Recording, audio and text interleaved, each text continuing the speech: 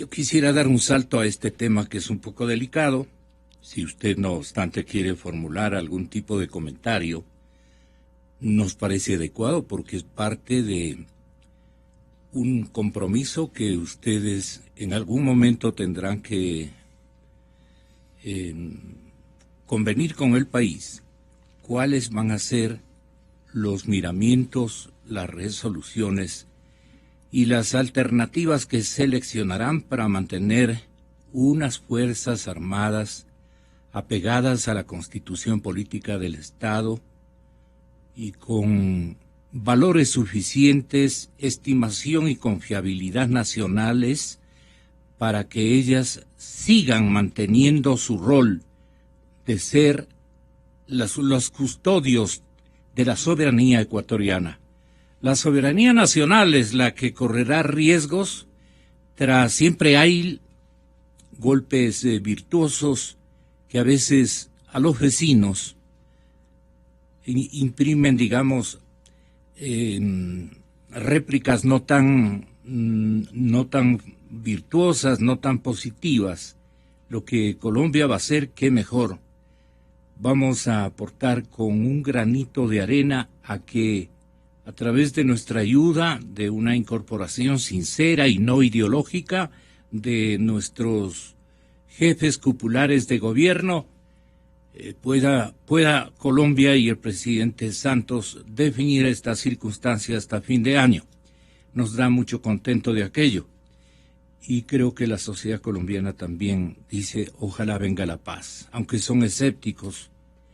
Pero, y luego nos preguntamos entre todos, vamos a tener no un vecino alzado en armas, sino una cantidad de vecinos que pueden alzarse en armas y venir naturalmente a tomarse diferentes líneas que para ellos ha constituido en años negocios de sobrevivencia institucional y personal. Entonces, bien complicado este asunto. ¿Usted tendría este momento, don Guillermo, alguna preocupación en ese sentido y una definición en cambio de lo que usted pensaría hacer si sale elegido presidente de la República? Buenos días, como siempre. Muy buenos días, Gonzalo. Muchas gracias por la invitación. Un saludo a todos quienes nos escuchan a esta hora de la mañana, en que se están preparando para salir de sus hogares, ir a sus trabajos, a sus colegios. Esa mujer trabajadora ecuatoriana, luchadora, que hace la doble función de ama de casa y también de trabajadora, sale a conseguir los recursos para que sus hijos puedan prosperar, puedan educarse, puedan avanzar. Un saludo para todos los ecuatorianos en esta mañana de este jueves. Yendo al tema que usted plantea, Gonzalo, no hay que esperar ganar elecciones en el 2017.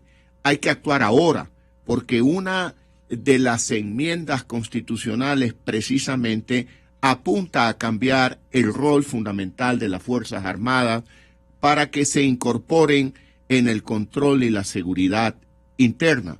Y nosotros hemos planteado, al igual que muchos otros colectivos sociales y políticos del país, la necesidad del archivo del paquete de enmiendas que actualmente se tramita en la Asamblea Nacional. Yo coincido con aquel criterio de que no se puede distraer a las Fuerzas Armadas de su función fundamental. Ellos han sido preparados para el cuidado de la soberanía nacional, para cuidar la seguridad en las fronteras, y esa es una preparación que dista mucho de lo que significaría el cuidado de la seguridad interna en las calles, el cuidado de bosques, o peor, el uso de los militares para el control aduanero. Por lo tanto, yo coincido con el criterio expuesto por el embajador y creo yo que las Fuerzas Armadas deben de mantenerse en su rol fundamental, puesto que esas amenazas externas que en el pasado se llamaban límites con el Perú, hoy se llama eventualmente los riesgos que puede generar estos grupos irregulares que no encontrando un camino de adaptación probablemente se desplacen hacia Ecuador, y necesitamos realmente esas Fuerzas Armadas con una moral muy en alto y con una gran preparación focalizada en estos nuevos riesgos internacionales. Pasemos al asunto económico. El señor presidente de la Asociación de Bancos Privados del Ecuador, perdone por la pregunta, usted ya no tiene nada que ver con el Banco de Guayaquil, sin embargo todos apuntan a indiciarlo como dueño, como en fin, pero hay que tomar los toros por los cuernos. El asunto es que César Robalino Gonzaga, exministro de Finanzas y Economía, ha dicho muy claramente que la liquidez es una alta prioridad del sistema financiero y bancario de nuestro país. En cambio, desde el lado de los reguladores estatales y de los contralores estatales, tanto consejo, tanto organismo que se ha creado últimamente, están ellos más bien frenando la posibilidad incluso de que no hayan créditos en dimensiones significativas. ¿Cómo calcula usted, señor Lasso, primero que estas divagaciones que están paralizando todo intento de emprendimiento, todo el mundo está dejando para más tarde, veamos qué pasa, una incertidumbre total, está congelando prácticamente la actividad económica y hay, digamos, módulos de producción que están en veremos o esperando algo? Ese algo yo personalmente estimo que va a ser muy conservacionista, más bien le veo a la administración Correa tratando de cuidar las divisas, y no faltaba más, ese debe ser un principal objetivo, pero hay que evitar que las divisas se vayan a otro tipo de actividades o abandonen el país. Pero la actividad económica y productiva tiene que ser adecuadamente atendida. No sé cómo ve usted desde el lado de candidato a la presidencia potencial. Gonzalo, yo creo que el tema tenemos que abordarlo desde una forma mucho más amplia y más profunda, no solamente hablando de un sector de la economía, sino de manera general.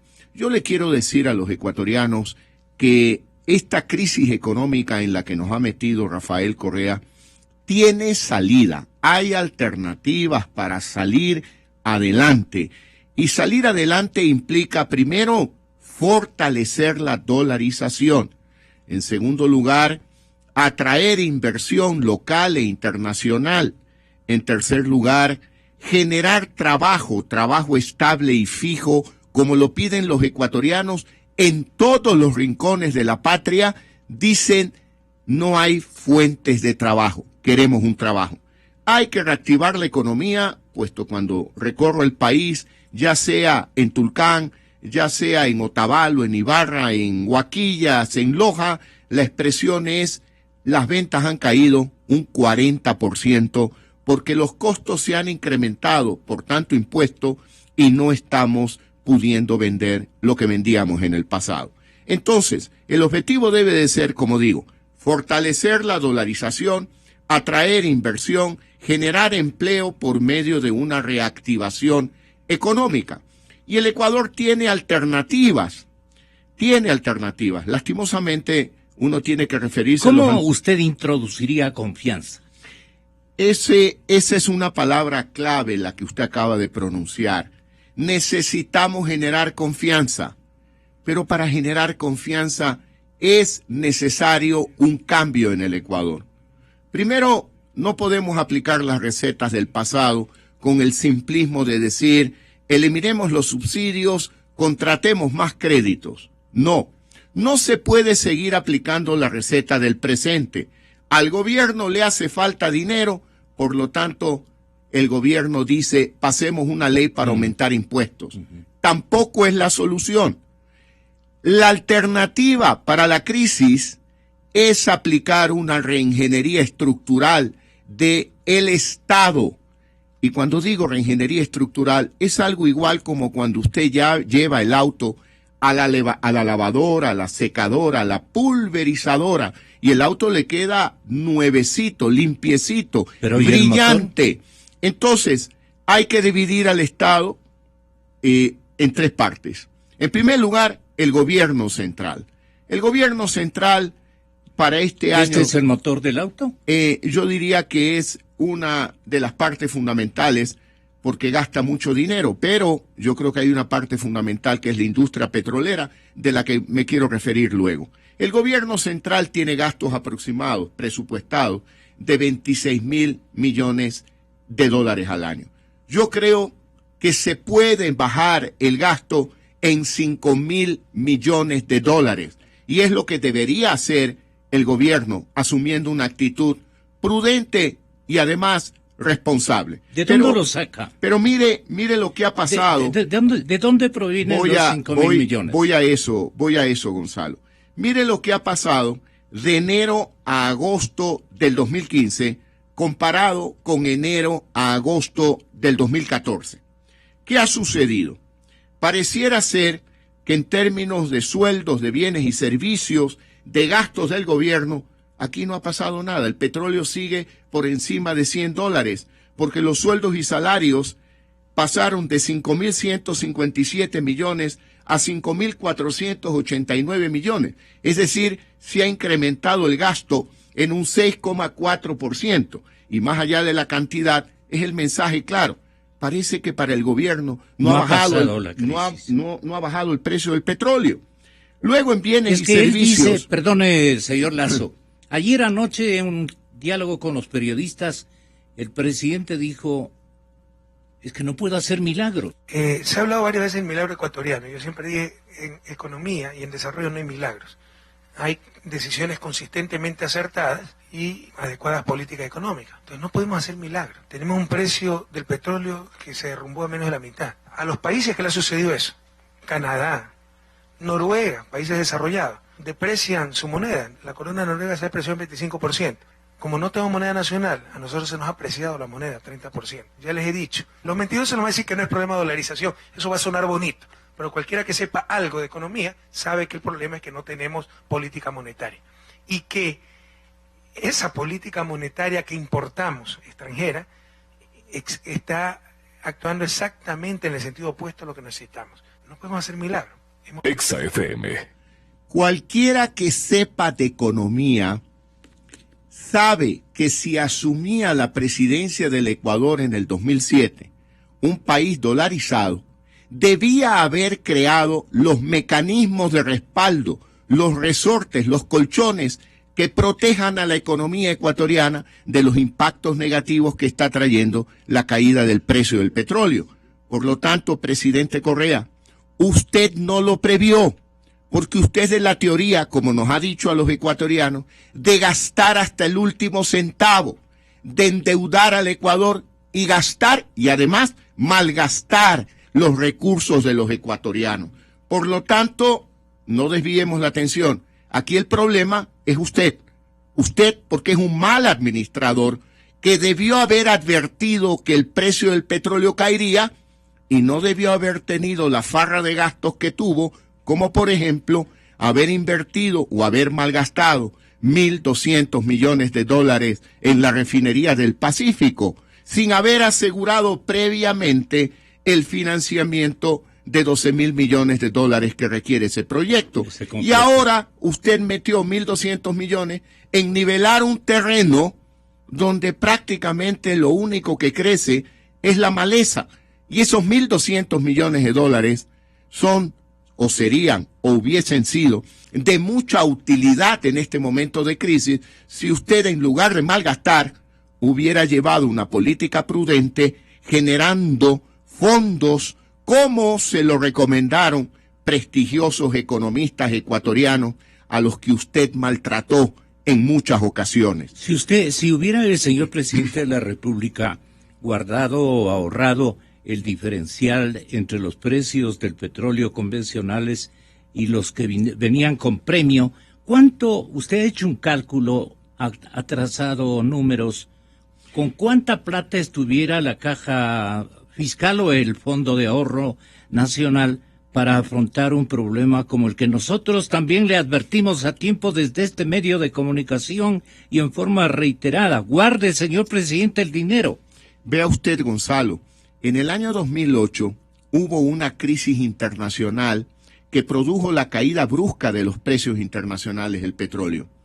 Y ahí el presidente de la República le decía al Ecuador, a diferencia de otros países, estamos aplicando una política anticíclica, cogiendo los recursos que estaban ahorrados por otros gobiernos en los fondos llamados petroleros, por cerca de más de 2.500 millones de dólares, fondos que él los desapareció y los usó para activar la economía en ese momento. Claro, él utilizó ahorros de otros gobiernos y no aprendió que él debió haber continuado con eso. Él ha manejado recursos durante casi 9 años de gobierno por cerca de 230.000 millones de dólares, que es una cifra récord en la historia económica del Ecuador. Con solo haber ahorrado un 5% de ese valor, tuviéramos un fondo hoy de cerca de 12.000 millones de dólares, que muy bien servirían para paliar no solo la crisis económica, sino enfrentar los riesgos del proceso eruptivo del volcán Cotopaxi, los riesgos del proceso del fenómeno del Niño, sin necesidad de endeudarnos. Por eso digo yo, el presidente Correa es un mal administrador. Y hoy, ¿qué decisiones ha tomado? Las tradicionales decisiones que él ha criticado en el pasado, señalando a los gobiernos neoliberales que decían que el ajuste se aplicaba sobre los hombros del pueblo ecuatoriano. Si usted miremos qué ha pasado, Gonzalo. En primer lugar, el ajuste ha recaído sobre los trabajadores ecuatorianos. El presidente eliminó la obligación del gobierno de aportar para las jubilaciones de los trabajadores. Ese rubro implicó un gasto de enero a agosto del 14 de 543 millones de dólares. Y de enero a agosto del 15, ese valor baja a 75 millones de dólares. Por lo tanto, el ajuste recae sobre los trabajadores. El segundo ajuste, bono de desarrollo humano. De enero a agosto del 14, se desembolsaron 645 millones de dólares. De enero a agosto del 15, se desembolsa 459 millones de dólares, un 28,8% menos. Entonces el ajuste cae sobre los más pobres de los pobres en el Ecuador. El gasto en intereses de deuda externa, ha crecido de 400 millones a 514 millones de dólares, porque el presidente es muy puntual en el pago de la deuda externa. Lo que él criticaba en el pasado es lo que está ejecutando él ahora. Y el mayor peso del ajuste cae sobre los gastos de capital, sobre los gastos de inversión en cerca de 1.000 millones de dólares. Por lo tanto, el gobierno como tal no está haciendo ningún sacrificio. Y eso es lo que demanda el pueblo ecuatoriano. No más impuestos. Y por otro lado, la teoría de los subsidios, mi querido Gonzalo. La materia prima de los principales subsidios del Ecuador es el petróleo.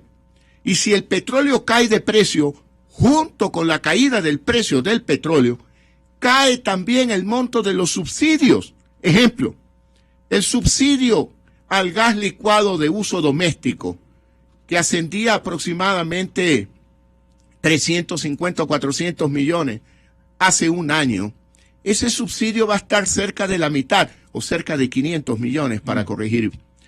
El subsidio va a estar en la mitad.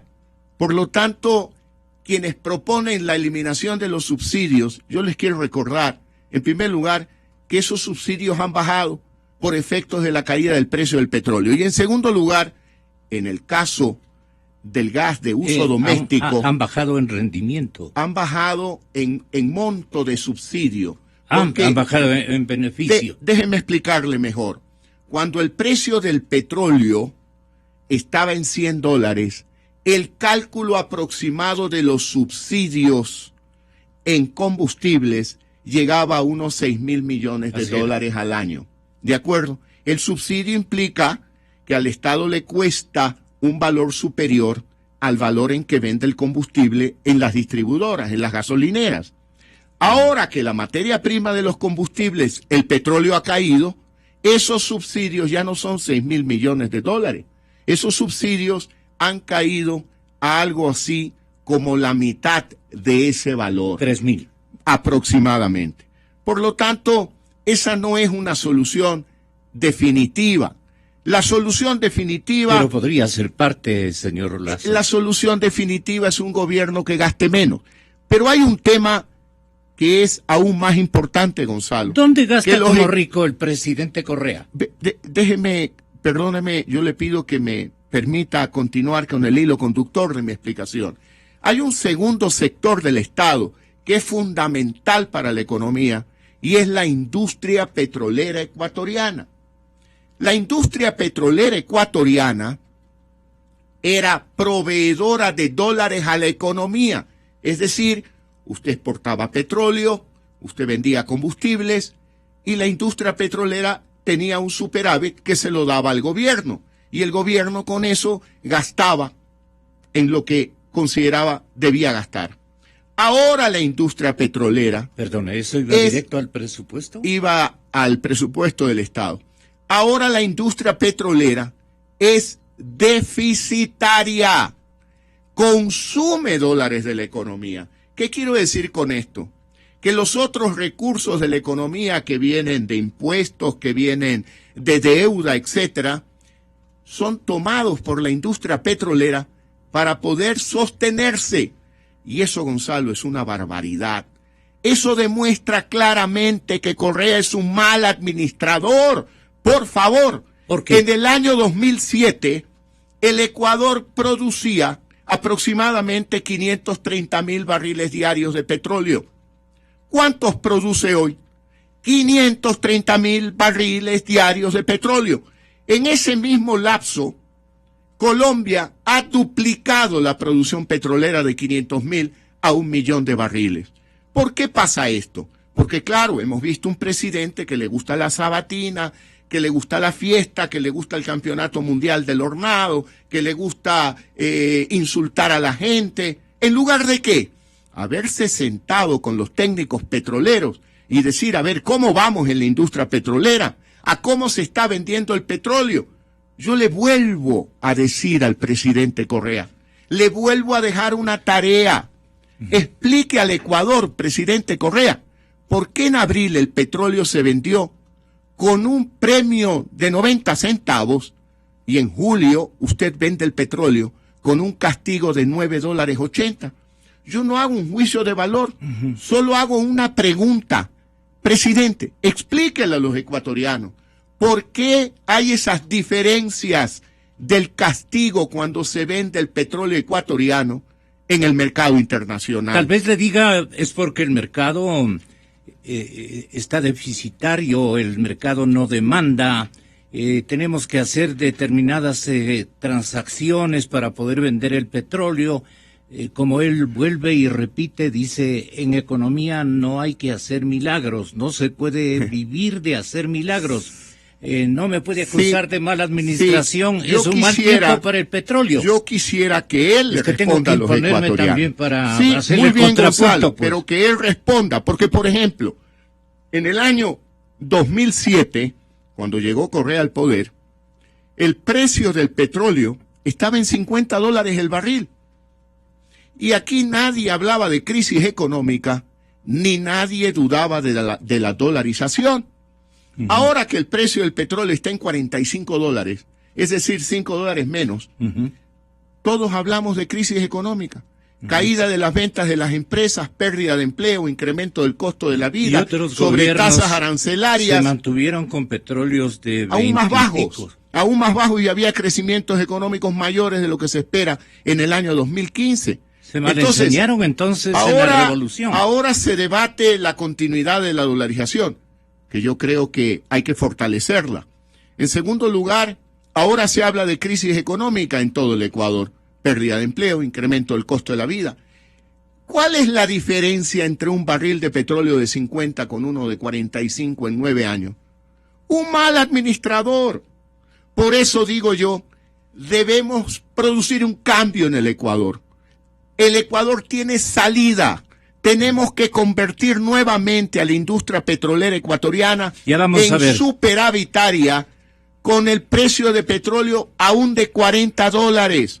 Pero para hacer aquello, pues tiene que haber un cambio en el Ecuador, porque sin duda alguna, ya durante 9 años de continuismo del modelo correísta, ya vemos cómo nos han metido en una crisis y la industria petrolera ha dejado de ser superavitaria y ha pasado a ser deficitaria.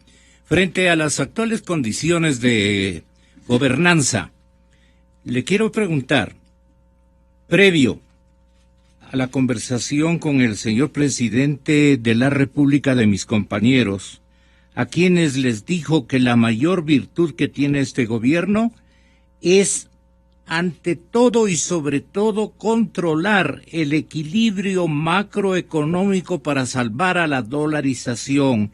¿Y cuáles son los formatos del equilibrio económico, los ámbitos del equilibrio macroeconómico?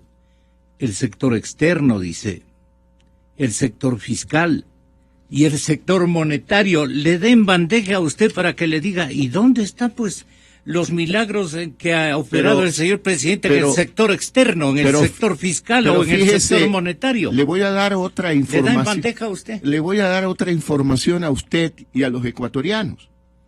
En el año 2007, el riesgo país del Ecuador, es decir, la prima de castigo de riesgo sobre el bono del Tesoro americano de 10 años, para explicarme de manera más sencilla, la tasa de interés que le cobraban al Ecuador por los créditos externos significaba 1,84% por encima del rendimiento del bono del Tesoro de 10 años, que tenía una tasa muy bajita en el 2007 y que sigue siendo hoy una tasa muy baja. ¿Qué ha pasado al 2015? Que ya no es 1,84% la tasa de interés. Ahora, si el gobierno quiere ir al mercado internacional, le van a cobrar una tasa del 13,5%. Eso solo lo logra un mal administrador, porque el Ecuador tenía un buen riesgo a nivel internacional y casi 9 años más tarde se ha multiplicado casi por 8 veces esa tasa de interés. Yo creo que, sin duda alguna, aquellas políticas como el haber aplicado... Los prestamistas se defienden. Claro, ¿por qué? Porque las señales que envía el gobierno del presidente Correa y el propio presidente cada día sábado son señales de desconfianza en la economía ecuatoriana, cuando lo que se debería de crear en este instante es un factor de confianza. Hacer los ajustes en el gobierno, en la industria petrolera, en las empresas públicas ecuatorianas. Y ahí sí, eficiencia, menor gasto, bajar el precio de venta de los servicios como la electricidad y generar confianza en el Ecuador. Yo le digo al presidente Correa, presidente, no haga el show, pues, de subastar una bicicleta que vale $10,000. ¿Qué le parece si usted ordena de inmediato una licitación pública internacional de los 2 aviones presidenciales que tiene usted? Usted lograría cerca de $80 millones en lugar de $10,000, pues. En vender los 2 Pero aviones. claro, y eso, por ejemplo, en este caso, para el Ecuador sería más útil tener un avión cisterna para protegernos de los riesgos que implican los incendios forestales que la comodidad del presidente. Usted le manda a pagar los incendios. No, yo lo que digo es, subaste los lujos que han adquirido y con esos dineros empléelos en objetivos que verdaderamente protejan la seguridad de los ciudadanos. Y por otro lado, por ejemplo, no quiero dejar de decir esto, Gonzalo, dicen que la sabatina vale $23,000. La sabatina no vale $23,000. La sabatina vale $6,000 millones al año. Alguien dirá que exagerado, que es Guillermo Lazo. Yo lo voy a explicar, pues, Gonzalo. El costo de oportunidad de hacer algo y de dejar de hacer otra cosa es el beneficio que usted obtendría si se dedicara a hacer lo que debe de hacer. ¿A qué me refiero? En lugar de gastar 3 horas semanales en una sabatina, el presidente debería dedicar ese tiempo con los técnicos en petróleo, con los técnicos en economía, y decir qué hacemos ahora para sustituir los 6.000 millones de dólares que hemos perdido por la caída del precio del petróleo, que afectan el lado fiscal, que afectan el sector externo de la economía. Y estoy seguro que si él se aplicara, priorizara, se dedicaría a hacer lo que un buen administrador hace, preocuparse por solucionar los problemas fundamentales y no dedicarse a insultar a cada ecuatoriano que piensa distinto a él, ni a subastar bicicletas de $10,000. No, lo que él tiene que hacer es concentrarse a trabajar sobre cómo va a solucionar la crisis, cómo va a volver a convertir a la industria petrolera ecuatoriana. ¿Y eso necesita de una motivación a los sectores social y productivo? En eso usted dice que debe gastar eso las 3 generaría horas. confianza en el Ecuador, porque veríamos a un presidente que se dedica a hacer lo que todos los ecuatorianos y todos los extranjeros en el mundo esperan que haga para generar ¿qué? Confianza. Pero generar confianza. El presidente presume de que lo que más él tiene que controlar es el frente externo, y ya le dije, los valores que para él tiene como gran economista de extraordinaria formación que es él, o que dice que él ha recibido especialmente en la Unión Americana y en Europa.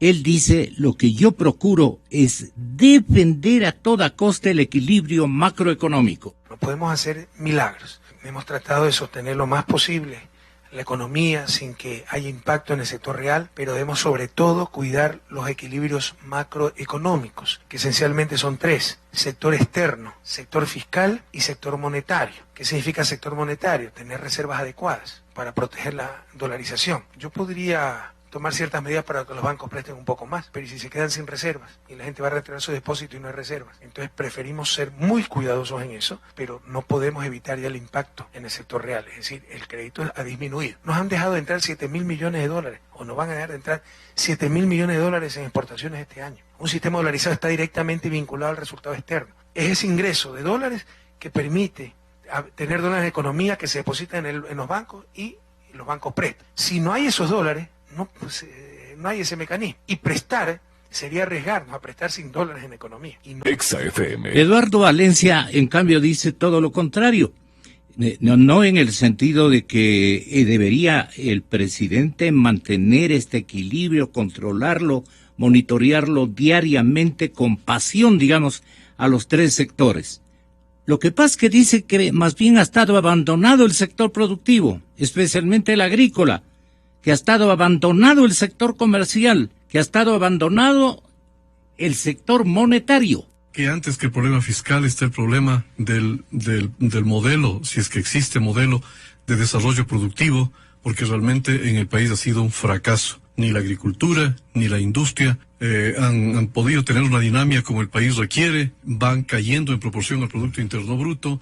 La agricultura crece por debajo del promedio del producto global y está influida fundamentalmente por algunos productos agrícolas de exportación, y la verdadera producción agrícola de consumo está en capa caída y evidentemente no contribuye al desarrollo del país.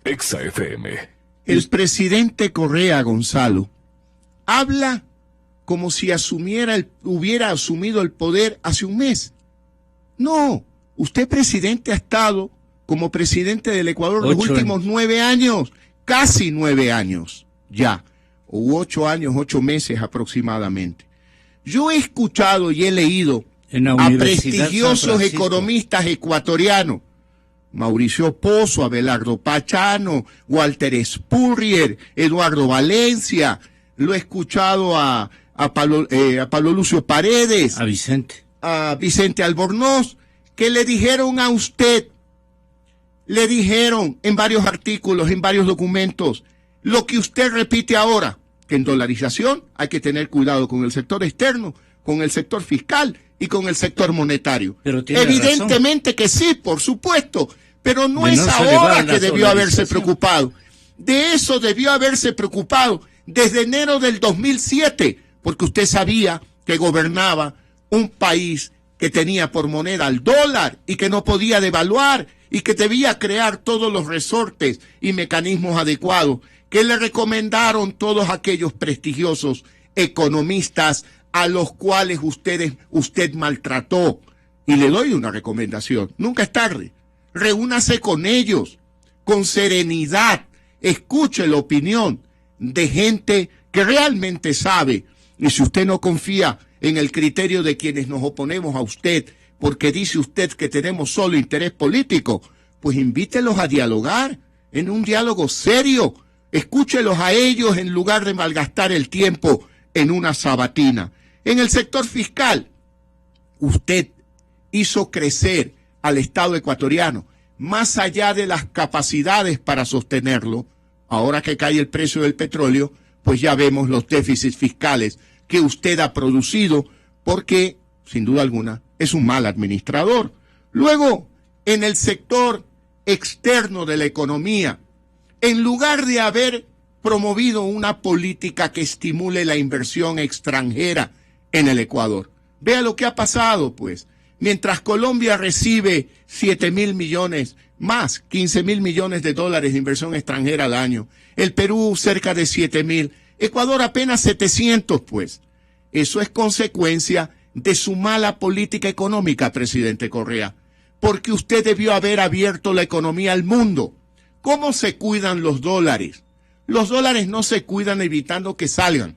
Los dólares se cuidan promoviendo políticas públicas para que lleguen dólares a la economía, a través de inversión extranjera, a través de un sector petrolero eficiente, no deficitario, como usted lo ha convertido, y a través de unas políticas públicas donde en una economía abierta no era necesario un impuesto a la salida de divisas, que yo se lo dije a usted en el 2008, personalmente, en una reunión pública con empresarios, de que ese sería un impuesto al ingreso de capitales, que es lo que más necesita el Ecuador. Y en el sector monetario... Usted se oponía a esa medida. Pero por supuesto, y lo dije públicamente, al igual que muchos otros, yo no soy economista, pero muchos otros economistas se oponían. Y en el sector monetario, me alegro que usted hoy adopte un discurso de prudencia, pero esa prudencia la debió haber tenido desde el 15 de enero del 2007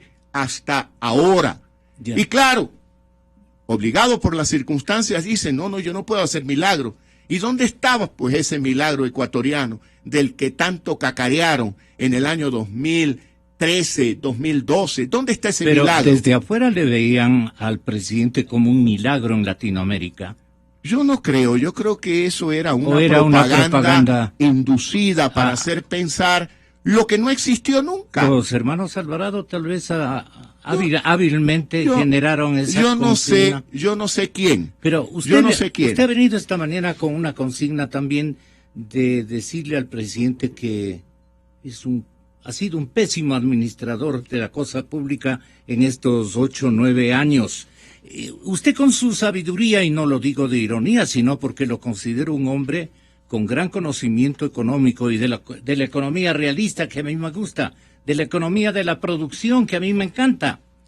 Yo lo que quiero es que tenga la bondad de demostrarnos esa sabiduría, diciéndonos, manifestándonos o dictando una receta, suponiendo que fuera nuestro jefe de Estado, para, por ejemplo, este momento darle con prioridad al sector bancario y financiero dineros, o sea, liquidez para que pueda seguir operando. Gonzalo, yo creo que... Y eso que es un sector, ¿no? A lo largo de esta entrevista he hecho propuestas que las quiero resumir de este modo. El Ecuador, queridos amigos, tiene salida. Hay alternativa. Esta crisis no deberíamos de vivirla si tuviéramos un presidente que haga lo que debe de hacerse en este momento. En primer lugar, crear confianza, fortalecer la dolarización, atraer inversión privada local e internacional para crear empleo en el Ecuador, eliminar el exceso de impuestos, eliminar el exceso de trámites, facilitar el proceso productivo, porque son los empresarios los que generan empleo, no es el gobierno, no es el gobierno. Eso es lo que debería de hacer y someter al Estado ecuatoriano a un proceso de reingeniería estructural. ¿Para qué? Para tener un gobierno que gaste menos, para que el dinero quede en manos del bolsillo de los ciudadanos. Si un padre de familia tiene dinero en el bolsillo, él lo va a hacer producir mejor para beneficio de sus hijos y su familia que el gobierno. Y si un empresario tiene más dinero en el bolsillo, él, con confianza en el país, va a incrementar la producción de su empresa, va a comprar nuevas máquinas, nueva tecnología, va a ampliar la capacidad y va a generar empleo en el Ecuador. ¿Qué recortaría usted del gasto corriente? Mire, por ejemplo, ya le he dicho este lujo de los aviones. Yo creo que hay que ser muy cuidadoso. Los aviones, las sabatinas. Los aviones, las sabatinas, los lujos de los ministros, que ya ve usted aquí por Quito cuando se movilizan. El número de vehículos que hay. El universo que está visitando el Ecuador. Hay que gastar menos y que el ministro, así como el gerente de una empresa, cuando lo contratan, le pagan el sueldo y punto. Y él se compra su auto. Esta es época donde cada ministro vaya en su propio auto a trabajar. Y si no tiene, vaya en taxi o vaya en bus, que va a tener un segundo beneficio. Mantener contacto con el pueblo ecuatoriano para entender lo que está pasando y dejar de vivir en la nube rosada. Suscriptor de esta revista colombiana que se llama Dinero, no sé si usted le ha pasado revista. La y conozco, entonces, Gonzalo. En el año 2013 se decía el milagro ecuatoriano, refiriéndose a la administración Correa. El Ecuador ya nos está comenzando a ganar en las mediciones mundiales de competitividad, decían en esta revista. ¿Qué está pasando con Colombia? Y seguía el artículo, pero reclamando específicamente puntos que habían sido insertados en su plan de manejo económico por parte del presidente Correa. Le reclamaban al presidente colombiano y decían que ese es el verdadero derrotero y la receta para construir el milagro que hoy es Ecuador. Pero vea, Gonzalo, volviendo al momento actual y en el Ecuador, la propuesta que yo tengo es una reingeniería del gobierno central, una reingeniería de la industria petrolera y de las empresas públicas, abrir la economía al mundo para estimular la inversión extranjera en el Ecuador y para sustituir esos 7.000 millones que dice el presidente Correa se han perdido por la caída del precio del petróleo. En la coyuntura, le recomiendo humildad, presidente. En un momento de emergencia nacional, de crisis, no pueden haber personalismos. A usted le puede caer muy mal muchos de los nombres que yo he mencionado como prestigiosos economistas ecuatorianos, pero haga el esfuerzo, escúchelos, porque usted está ensimismado con su propio equipo que lo llevó a la crisis que tiene el Ecuador. También es cierto. Entonces usted gástese un poquito de tiempo, en lugar de ir a Nueva York, invite a una reunión a Abelardo Pachano, a Mauricio Pozo, a Vicente Albornoz, a Pablo Lucio Paredes, a Walter Spurrier y algún otro economista como Eduardo Valencia, serios y prestigiosos, gente seria de este país, converse con ellos, que le den ellos una opinión. Y usted conozca la opinión de ecuatorianos que piensan distinto a usted. Pero para aquello, presidente Correa, revístase de humildad. El Ecuador, en momentos de crisis, necesita un presidente sobrio, no un vanidoso, no un prepotente. Necesitamos humildad.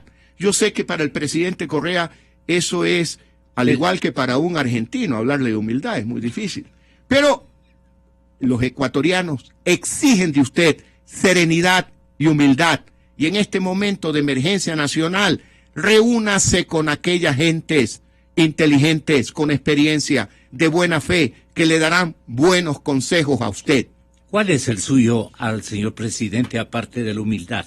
Que gaste menos, que no malgaste dinero, que priorice el gasto, que elimine el anticipo de impuesto a la renta. ¿No le diría algo respecto al endeudamiento? Pero por supuesto, si gasta menos, y para el año 2016 le doy un consejo muy práctico.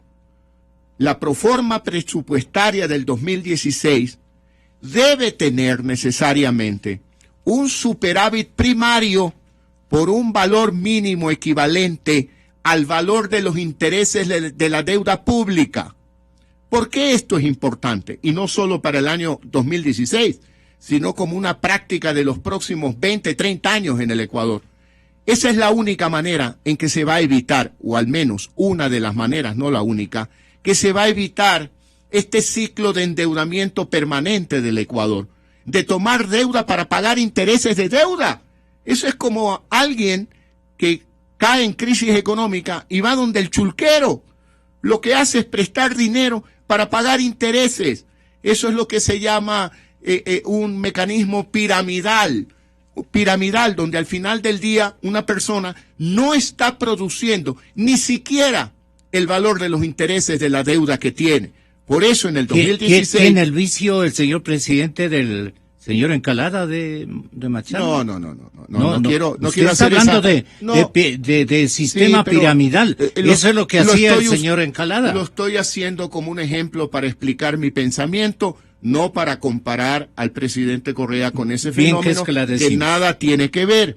No quiero yo ofender a nadie ni llegar a exageraciones innecesarias, pero lo que quiero decir es que el presupuesto del Estado, previo los técnicos conocen esto, antes de lo que es financiamiento, debería de tener un superávit, al menos por un monto equivalente a los intereses de la deuda, y así evitar que en el 2016 se requiera tomar deuda para pagar intereses de la deuda. Que eso nos mete en un círculo vicioso del cual el Ecuador ya ha vivido en la década de los 90 y ya vimos los problemas que generó para la sociedad ecuatoriana esa etapa de la historia económica del país. Finalmente, señor Lasso, ¿usted tiene alguna visión que pueda retomar, digamos, a la actividad de la construcción, el rol que ha venido aplicando y que ha generado cualquier cantidad de empleos? Usted nos dijo en la explicación general todo lo que había que decir, pero específicamente por ser esta ciudad y la suya. Bueno, la suya es esta. Así la es. Tenemos de guayaquileño, mire usted, mil perdones en el sentido de mi equívoco. De ahí, ser guayaquileño o ser quiteño, ser ecuatoriano, es un honor para todos. Mi padre era quiteño, Gonzalo. Nació aquí en Quito. Yo tengo familia quiteña, así que ecuatoriano tengo derecho a reconocerme como ciudadano de la capital también. Pero por razones familiares también tengo orígenes quiteños y tengo derecho a decir, soy quiteño, aunque viva en Guayaquil. ¿De qué se enorgullece de la ciudad de Guayaquil? Que fue la ciudad que a usted le dio prácticamente todo. Yo diría que yo me enorgullezco del Ecuador y de los ecuatorianos, de esa capacidad de lucha. Yo les quiero decir que en la historia del Ecuador hemos tenido muchas crisis y hemos salido adelante gracias a ese espíritu de lucha de los ecuatorianos. Y esta crisis tiene salida, Gonzalo, tiene salida. Yo quiero dejar esa nota de esperanza a todos los ecuatorianos. Se requiere un cambio. Se requiere un cambio. El inmediato, que el presidente adopte humildad y llame a los economistas. Nuevo administrador. Y luego en el 2017 tenemos que producir un cambio, porque debemos dejar atrás este modelo correísta y asumir un modelo de un país democrático y republicano, abierto y libre, y además próspero y solidario, donde todos podamos hablar con tranquilidad y no suceda lo que ayer lastimosamente sucedió. Y quiero expresar mi solidaridad con Lourdes Tibán. Ese episodio es muy triste. Aquí estábamos conversando. Uno no sabe, es decir, uno sabe qué día comienza la violencia, pero no sabe cómo termina, cómo y cuándo termina. Mirémonos en el espejo de los colombianos. Por lo tanto, necesitamos una sociedad tolerante, respetuosa al pensamiento distinto. Hay que abandonar ese discurso que incita al odio, a la división, y que se emite desde cada sabatina, cada día sábado. Yo no digo, y no puedo afirmar porque no tengo ninguna prueba para ello, que el presidente es el responsable del atentado que ha sufrido Lourdes Esteban. Yo no lo puedo decir porque no tengo una información, pero lo que sí puedo decir es que de manera general, un discurso de prepotencia, de división entre ecuatorianos y de odio. ¿Es un mal ejemplo? Es un mal ejemplo, pero si es igual que en una familia un padre que trate mal a su madre, pues el hijo ve eso y empieza a tratar mal a sus hermanos menores. Lo que debe de darse desde el gobierno es un ejemplo de tolerancia, un ejemplo de diálogo, un ejemplo de concertación. No depende de él. Mire, es que lastimosamente parece que el presidente cree que en estos 9 años de gobierno él compró su derecho de imprimir su carácter personal a la política ecuatoriana. Y yo creo que está equivocado. Está equivocado. Yo creo que el Ecuador nos pertenece a los 16 millones de ecuatorianos y un gobernante es eso, gobernante, no lo que sucede ahora, que prácticamente el presidente lo que hace es mandar en el Ecuador, no gobernar, señor mandar. Lazo, tenga la bondad de poner gente en los andamios. Necesitamos una receta para reactivar la economía de la construcción. Bueno, sí, usted me preguntó sobre la construcción. Lastimosamente es uno de los sectores más golpeados. Y ellos tienen una razón muy particular, y es el anuncio de la ley de la plusvalía. Y veo que el presidente suspende el envío a la Asamblea, se tranquiliza un poco el país, empieza algo a restituirse la confianza y él vuelve a atacar el día sábado. Entonces, presidente Correa, contrólese que la economía también se compone de una serie de expectativas, de sensaciones, de inquietudes. Y cuando usted vuelve con el tema de la ley de herencia, vuelve con el tema de la ley de plusvalía, vuelve a poner nerviosa a la economía ecuatoriana. Estuve en Ambato el otro día y en el Parque Ceballos de Ambato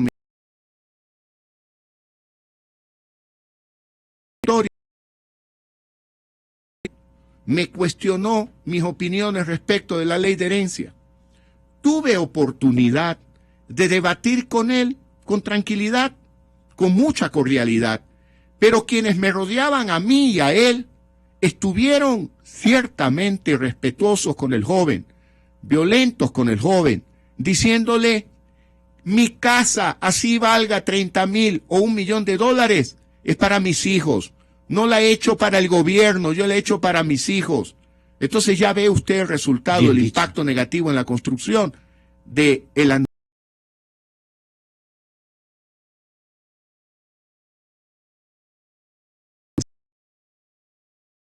que ya se empiezan a calmar las aguas. Por lo tanto, yo le digo al presidente Correa, haga un esfuerzo, adopte una posición de humildad, escuche una opinión diferente, opiniones de buena fe, que las damos pensando en la tranquilidad de la familia ecuatoriana a la que usted ha agredido mucho con sus políticas económicas en los últimos tiempos. ¿Usted está aconsejando al presidente o al candidato a la presidencia? Mire, a mí me preocupa la familia ecuatoriana ahora. Y como falta todavía 1 año y pico para elecciones y casi 2 años para el cambio de gobierno en mayo 24 del 2017, pues obviamente no se puede uno quedar cruzados de brazos esperando hasta mayo del 17, donde el Ecuador requiere un cambio, ¿no? No podemos con esta continuidad de un gobierno que le da la espalda a la familia ecuatoriana, que está ensimismado, que le preocupa más el paquete de enmiendas de la Asamblea Nacional, de no llamar a una consulta popular, de querer imponer con un carácter fuerte, generar miedo en la sociedad ecuatoriana e imponer el punto de vista que está afectando a la familia ecuatoriana. Hay que decirle al presidente, faltan de aquí a mayo creo que cerca de 18 meses, por lo tanto, esto es todavía responsabilidad de Correa y él tiene que serenarse y aplicar recetas. ¿A usted le da terror un colapso nacional en materia económica? No me gusta ser a mí agorero del desastre ni tremendista cuando luego de revisar las cifras yo veo que este país tiene salida. Sin duda tiene salida, pero el camino que debemos transitar es exactamente el contrario del que está transitando Correa,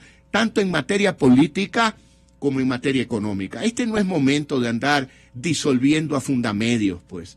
Cuando usted tiene una crisis en la familia, no se pone a decir, a ver, vamos a vender la bicicleta del hijo menor porque él se porta mal. No, pues señor, hay una crisis en la familia, hay una crisis en el país. Lo que todos los ecuatorianos quieren ver es un presidente como buen administrador concentrado en lo fundamental, no andar peleando por cosas que yo no quiero llamar menores, porque la libertad de expresión no es algo menor, es un derecho humano, es un valor esencial de la democracia en un convivir pacífico. La libertad de expresión, la prensa libre es el primer aliado de un gobierno honesto. Necesitamos el periodismo investigativo como la mejor manera de pulverizar a la corrupción en el Ecuador. Pero ¿cómo pues se puede lograr eso si el gobierno se pasa peleando con todos los medios de comunicación independientes, con todos los periodistas independientes? Por eso digo yo, necesitamos un cambio en el Ecuador. ¿Y usted qué tal es para una pelea? A mí me gusta el diálogo, me gustan los acuerdos, la búsqueda de consensos. Le hemos visto en ese plan. Ahora, si yo tengo que enfrentar, por ejemplo, el 23 de junio de este año, lo invité a debatir al presidente. No acepta. Qué útil sería que esté sentado aquí, no le puede dar otro moderador, y que él diga lo que tiene que decir, yo lo que tengo que decir, y los ecuatorianos al oírnos en el mismo momento pueden discernir y decir y resolver quién tiene la razón. Ok. Muchas gracias. Muchas gracias, Gonzalo. Gracias por la oportunidad que me ha dado de estar aquí en Radio Democracia. Un saludo a todos los ecuatorianos. Me despido diciéndoles, no perdamos la esperanza, que la crisis económica del Ecuador tiene salida, pero necesitamos un cambio para transitar por el camino de la democracia, la libertad y la prosperidad. Dicen que combatir la droga con cárcel es ineficaz. Ricardo Camacho, Carlos Solórzano, Constantino.